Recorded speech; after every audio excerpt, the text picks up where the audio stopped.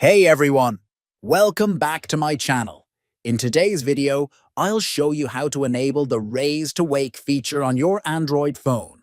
This feature wakes up your screen automatically when you lift your phone, making it super convenient to check notifications without pressing any buttons. First, open the Settings app on your phone. Next, scroll down and tap on Home Screen or Display.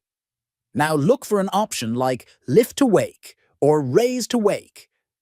If your phone supports this feature, simply toggle it on.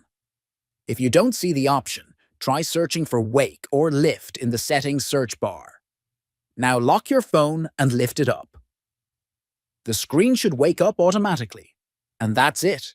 You've successfully enabled Raise to Wake on your Android phone.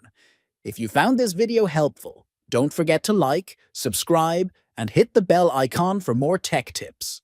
See you in the next one.